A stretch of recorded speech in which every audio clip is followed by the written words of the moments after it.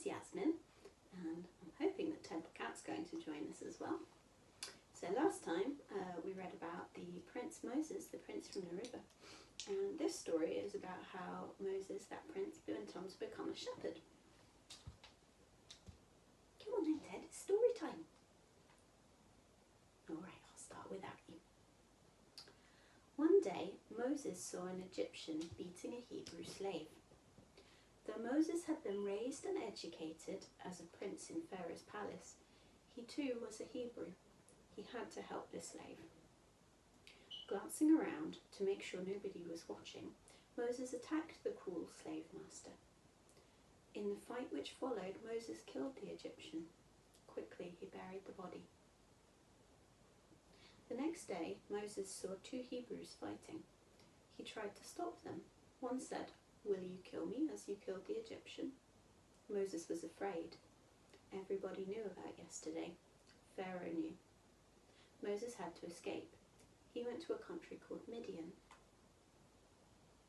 Whilst Moses rested by a well, the 7 daughters of the priest of Midian filled the troughs to water their father's flock. Other shepherds tried to push them aside. Moses protected them and helped the women. "You're home early, Reuel," the girl's father exclaimed. When the girls explained why, he said, "Bring the man here." Moses then lived with Reuel, and Reuel was also called Jethro. And later, Moses married Reuel's oldest daughter.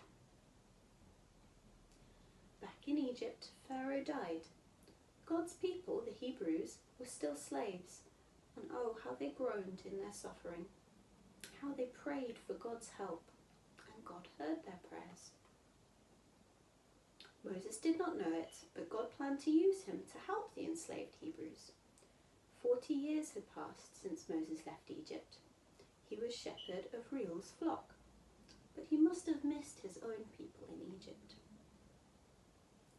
One day, Moses noticed a nearby bush on fire, but the fire did not burn the bush. Moses decided to find out why. As Moses approached, God called to him out of the bush, "Moses." "Here I am," said Moses. "Don't get too close," God said. "Take off your sandals because the place where you stand is holy ground." "I will send you to Pharaoh to bring my people out of Egypt," God said. But Moses was afraid to go. Then God showed Moses his great power. He turned Moses' rod into a serpent, which is a big snake. And when Moses picked up the serpent by the tail, it turned back into a rod once more. And then God gave him another sign. "Put your hand on your chest," he commanded, and Moses did so.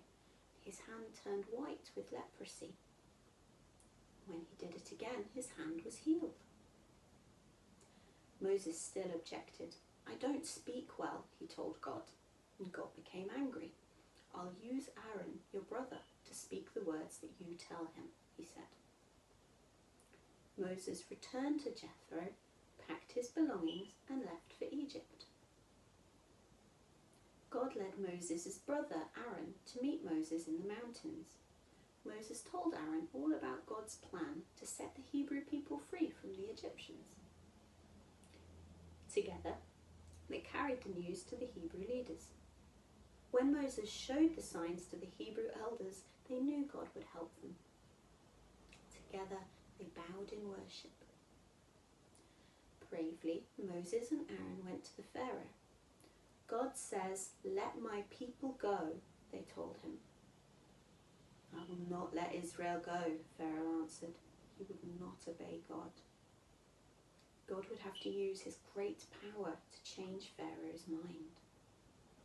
And that's where this part of the story finishes. So good night and sweet dreams from me and Ted.